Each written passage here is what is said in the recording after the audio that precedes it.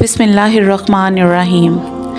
रसूलुल्लाह सल्लल्लाहु अलैहि वसल्लम का अपने ख़ानदान वालों को पैगाम। इस दुनिया में तो हस्ब नसब और रिश्तेदार मुसीबत के वक्त मदद को पहुंच जाते हैं, मगर क़यामत के रोज़ ऐसा नहीं होगा। वहाँ किसी की मदद मुयस्सर नहीं होगी। कुरान में इसकी तफसीर बयान कर दी गई है ताकि कोई अपने अमल से गाफिल ना रहे। फिर जो ही सुर फूंक दिया जाएगा उनके दरमियान फिर कोई रिश्तेदार ना रहेगा, ना वो एक दूसरे को पूछेंगे। कुरान कहता है जबकि लोग ज़िंदा करके उठाए जाएंगे उस दिन ना माल कोई फ़ायदा देगा और ना औलाद, बहस इसके कि कोई शख्स कल्ब सलीम लिए हुए अल्लाह के हजूर हाजिर हो। कुरान कहता है और डरो उस रोज़ से जब कोई किसी के ज़रा काम ना आएगा और ना किसी की सिफारिश कबूल होगी और ना किसी को फदिया लेकर छोड़ा जाएगा और ना मुजरिमों को कहीं से मदद मिल सकेगी। कुरान कहता है आखिरकार जब कान बहरे कर देने वाली क़यामत ख़ेज़ आवाज़ें बुलंद होंगी उस रोज़ आदमी अपने भाई, माँ बाप, बीवी और अपनी औलाद से भागेगा। उनमें से हर शख्स पर उस दिन ऐसा वक्त आ पड़ेगा कि उसे अपने सिवा किसी का होश ना होगा। कुरान कहता है इन आयतों के पेश नज़र आप सल्लल्लाहु अलैहि वसल्लम ने अपने हकीकी रिश्तेदारों को अमल सालिहा की सख्त ताकीद फरमाई। आप सल्लल्लाहु अलैहि वसल्लम ने अहले खाना और कुरैश को जमा करके फरमाया, ए गिरोह कुरैश, अपने आप को जहन्नम की आग से बचाने की फ़िक्र करो कि मैं अल्लाह के अज़ाब को ज़रा भी नहीं टाल सकता। ए अब्दुल मनाफ के ख़ानदान वालों, मैं तुमसे अल्लाह के अज़ाब को कुछ भी नहीं टाल सकता। ए इबास रज़ी ताला अन्हो इब्ने मुतलिब, मेरे हकीकी चचा, मैं अल्लाह के अज़ाब को तुमसे ज़रा भी नहीं हटा सकता।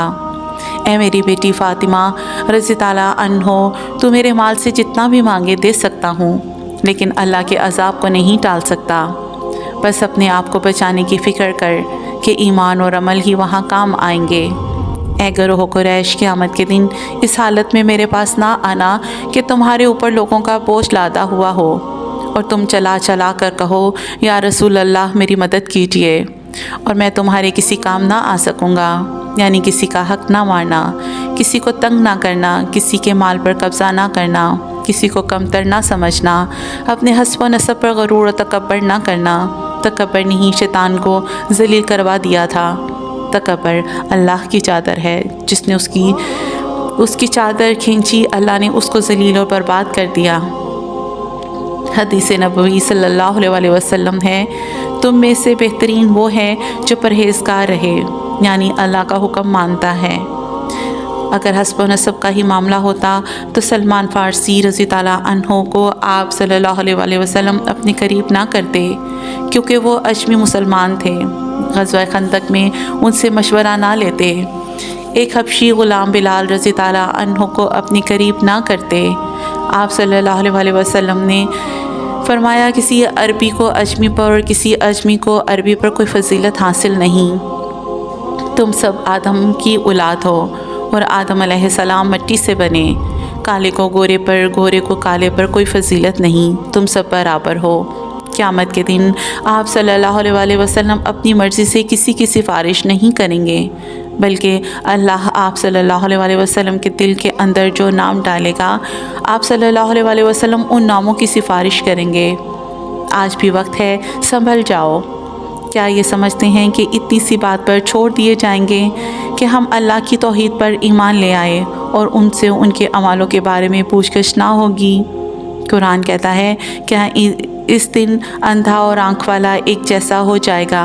नहीं, उनको उनके जुल्मों की सज़ा ज़रूर मिलेगी। यहूद ने भी तकब्बर किया, हम नबी अलैहि की औलाद हैं, अल्लाह ने उनको ज़लील कर दिया। मोहम्मद सल्लल्लाहु अलैहि वसल्लम अरबियों के नबी सल्लल्लाहु अलैहि वसल्लम नहीं, बल्कि तमाम आलिम के नबी सल्लल्लाहु अलैहि वसल्लम हैं। इसीलिए अरबी होने पर तकब्बर ना कर, वरना बनी इसराइल की तरह धुतकारे जाओगे और अल्लाह तुमको हदायत दे। आमीन या रब्बुल आलमीन। अगर वीडियो पसंद आए तो अपने बहन भाइयों के साथ शेयर करें। जज़ाकल्लाह।